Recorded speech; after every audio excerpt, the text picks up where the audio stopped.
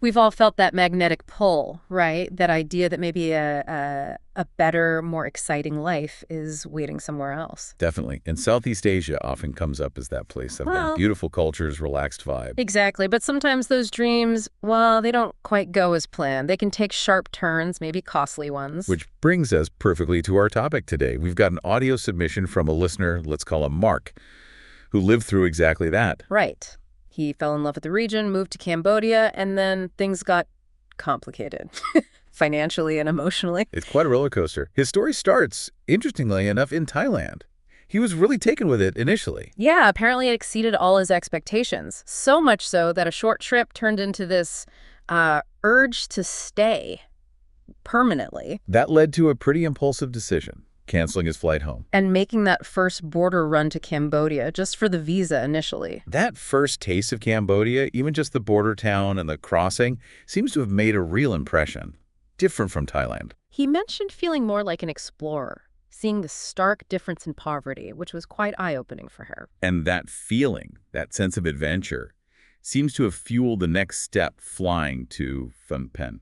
Where he was initially quite charmed, you know? The French architecture, the atmosphere. Yeah, he mentioned the cheap beer, the sort of open vibe in some bars back then regarding marijuana.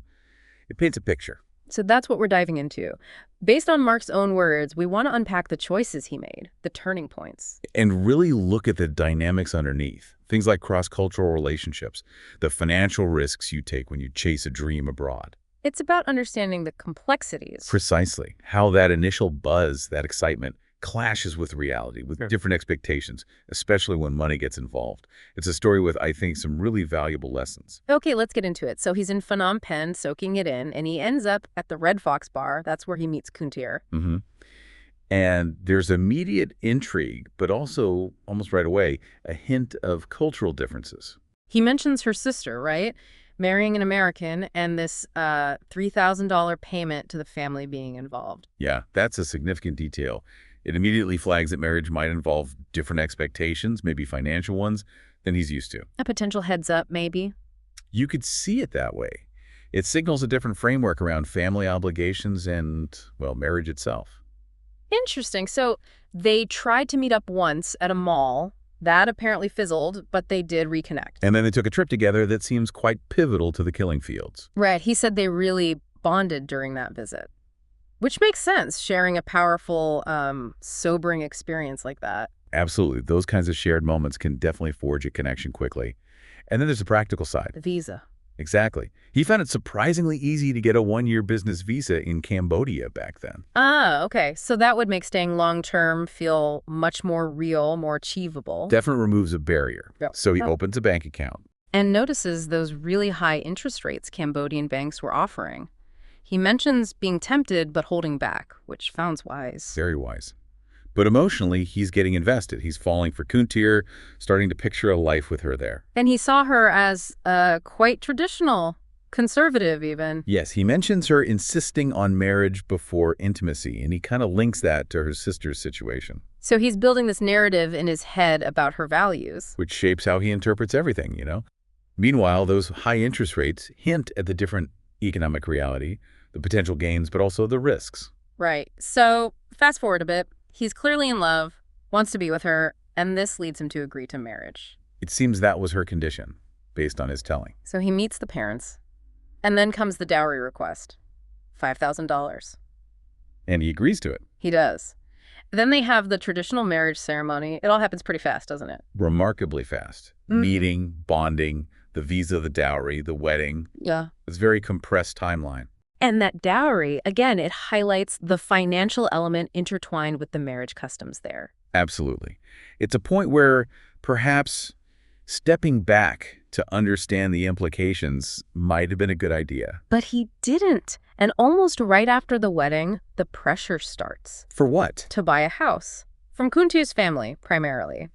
Mark says he wanted to rent first, settle in, get to know her better as a married couple. That sounds reasonable. A major purchase right away is a big step. But he describes just constant nagging, pressure to buy property, And importantly, it had to be in her name. Ah, because of the Cambodian laws about foreign land ownership. Exactly. That's a huge red flag, or at least something needing serious thought and maybe legal advice. You think so? The timing, the pressure, the ownership structure, Mm-hmm.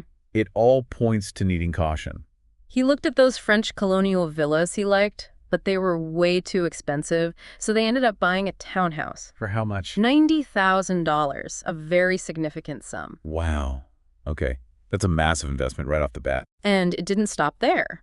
He says shortly after moving in, the pressure started again, this time for a car. Seriously?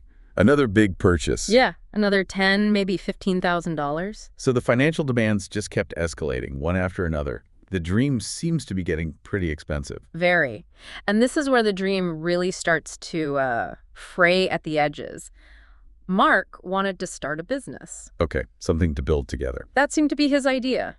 But Kuntir apparently wasn't interested. Didn't want to work, he said. Oh, so a mismatch in plans there.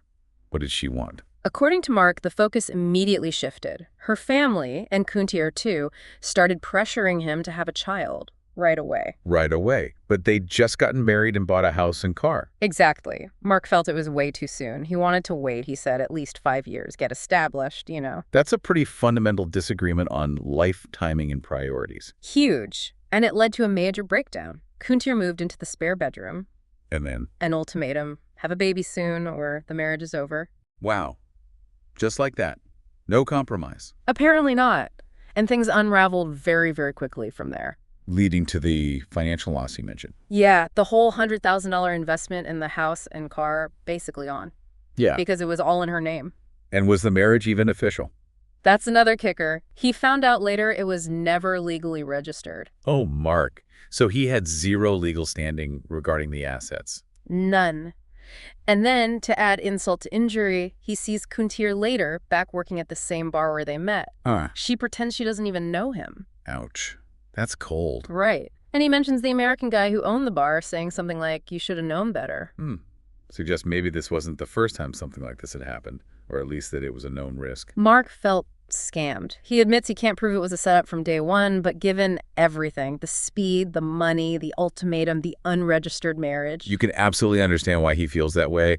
The pattern is certainly suspicious. The escalating demands, the quick exit when he resisted the final one. It looks bad. It really does. But what's interesting is what happened next. He didn't just pack up and leave Asia. No, after all that. He actually stayed in Cambodia for another 3 years, found work online eventually. Okay, so he adapted. Found a way to keep going there. For a while, yeah. But then he eventually moved to the Philippines. So he did stay in Southeast Asia. Yes, and things turned out very differently there. He remarried a Filipino woman this time. They built a house, and they have a child now. Wow. So he did find that life he was looking for, just not where or how he initially planned.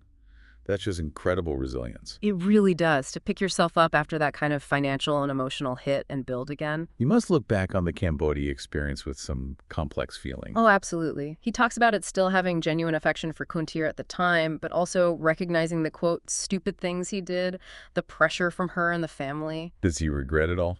He says he sometimes wonders what if, but ultimately feels ending it, even with the huge loss, was right.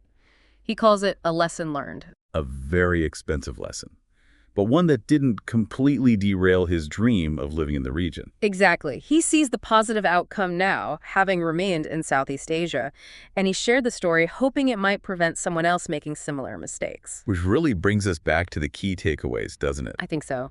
First, the danger of making huge life choices driven purely by romance, especially in a totally new environment. Yeah, and the sheer complexity of cross-cultural relationships, expectations around money, family, marriage, they can be so different, and you have to be aware. Ask questions. Definitely. And the financial risk. Investing huge sums based on a personal relationship in a country where you don't fully understand the legal system, especially regarding property. It's incredibly risky. You need independent advice, you need safeguards. You can't just rely on trust when that much is at stake, unfortunately. Mark's vulnerability is clear, isn't it? That desire for a new life, for connection, made him susceptible. It did. But his resilience in bouncing back is also really striking. He learned, he adapted, he rebuilt. So, maybe the final thought for you, listening, is this. When we're drawn to these big changes, moving abroad, new relationships, how do our own desires, our hopes, interact with these unseen cultural currents and economic realities? And what practical things can we actually do to protect ourselves? Is it getting legal advice? Is it slowing things down? Is it learning more about the culture before making massive commitments? Maybe thinking about Mark's story helps highlight those hitting factors, the things that can shape our choices in ways we don't even realize when we step into a new world. Something to really mull over.